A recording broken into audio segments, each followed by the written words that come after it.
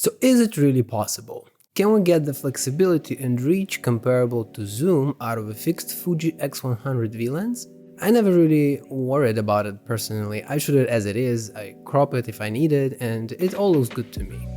However, there are pixel peepers out there left unsatisfied. Just because so many of you asked me about it, I've decided to quickly compare how close are X100V and standard zoom lens, and maybe today's video will help you to decide whether it is worth it to get an interchangeable lens body with a zoom or just go with simplistic and fantastic X100V.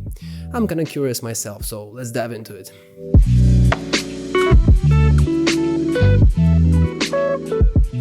Hello and welcome back to Aperture Value. Today we have sort of a test, and to be clear, it isn't perfect of course, but it will give you an idea of what 23mm f2 Fujinon can do compared to a zoom lens. So talking about how I did it, we are taking X100V obviously and Mark II optical converters. Wide converter transforms 35mm equivalent lens into 28mm, and the tele converter makes it 50mm equivalent.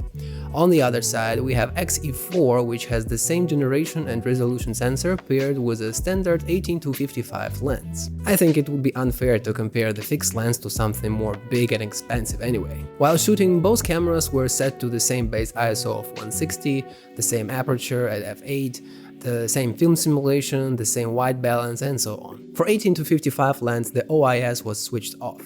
All shots are done on a tripod and framed as close to each other as possible. We're gonna compare zoom lens results with converters first, and then with the digital teleconverter. By default, turning the focus ring on X100V gives us two teleconverter options that are basically crops. In the end, there is a little extra bonus comparison, so stick around till that one. First, we'll go with converters. Using them, we get three pictures: the wide one at 28mm, the native one at 35, and the long one at 50, all equivalent to full frame, since this is how the converters are labeled by Fuji. On a zoom lens, it means 3 shots at 18, 23, and 35mm, all shot in RAWs with no edit whatsoever. Let's go into Capture One. Here's our first pair, the X100V with a wide converter and zoom at 18mm. On the left we have X100V file that starts with X, and on the right we have XE4 file that starts with D.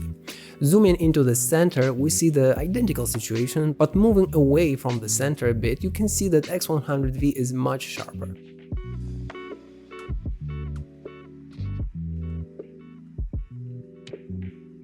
This stays true moving further into the corner, just look at the leaf tear.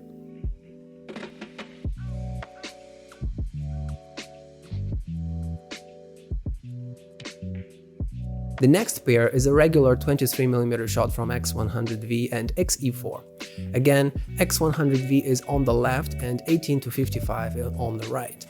I got almost precise 23mm on zoom. The center on both looks good to me.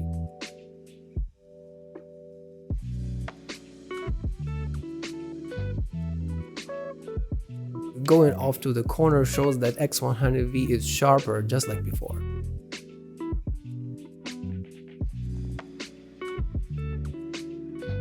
And finally, let's compare X100V with a teleconverter and zoom at 35mm. You see that Capture One shows 33mm in EXIF for X100V file. This time I wasn't too lucky to get a precise 35mm, but it's okay.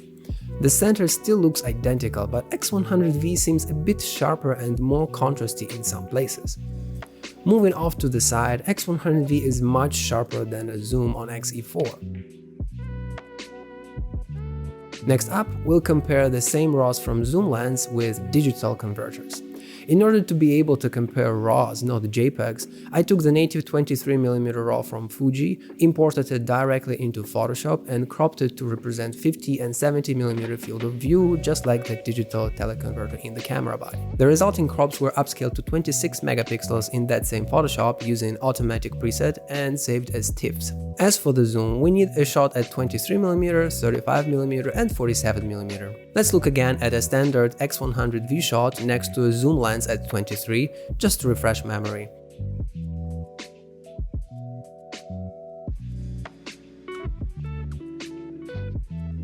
Everything looks pretty much identical, right? And now let's compare the upscaled crop to a 35mm zoom shot.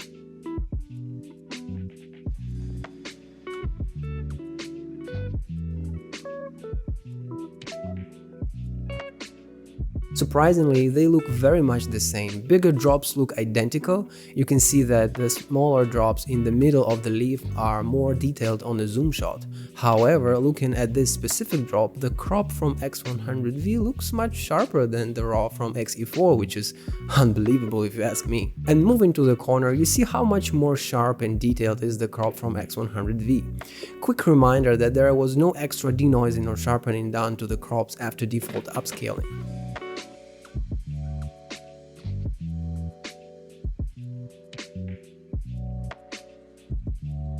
And lastly, here is the 70mm equivalent crop from X100V next to a zoom shot at what I thought is 47mm, but it turned out to be at 50.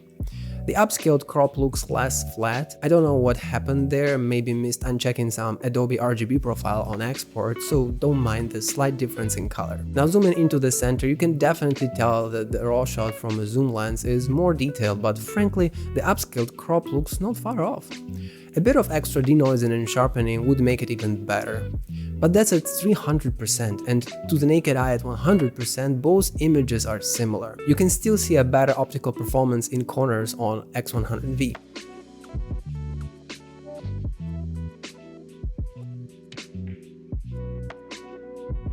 In case you didn't know, the digital teleconverter works with every optical converter as well. So normally, turn of the ring will give you a 50 and a 70mm equivalent crops, but when you attach WCL, they become 48 and 58 crops, and with TCL attached, it becomes 72 and 100mm. Basically, your Fuji X100V with WCL and TCL can cover a range from 28 all the way to 100mm, which is all you need in my opinion. I bet this isn't the flexibility you expected from a fixed lens camera, huh? Incidentally, I also have a decent 65mm f2.8 macro lens from 7 Artisans that I use to shoot my close-up B-roll, which is a 100mm equivalent lens.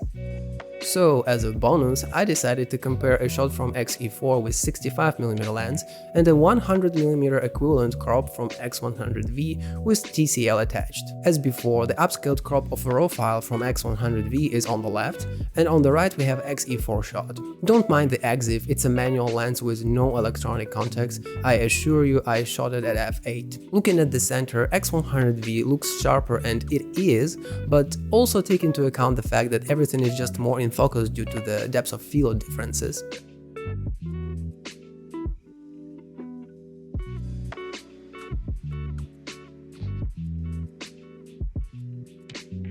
When you zoom way in, like past 300%, you can see that the pattern of the surface is lacking details and looks a bit over-sharpened by upscaling on X100V shot. But the difference is really minor, and I actually prefer the crop more. In conclusion, I was actually really surprised at how close X100V is to a dedicated zoom lens.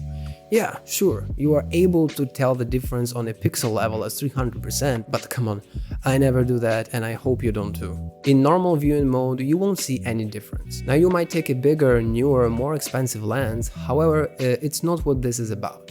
Of course, a fixed lens camera cannot replace a whole set of lenses for you, but if we're talking about choosing between an interchangeable lens camera with a few lenses and X100V, the choice isn't so obvious. It is to me, because I would definitely prefer a single camera setup, especially if it is small, capable and so good looking like X100V. And you saw from my little test today that the results are identical, so why spend more and carry more? It is a no-brainer if you ask me, and before I didn't mind that I might get a bit worse results by cropping instead of changing lenses with another camera, but I feel more confident after this shootout since it isn't worse at all.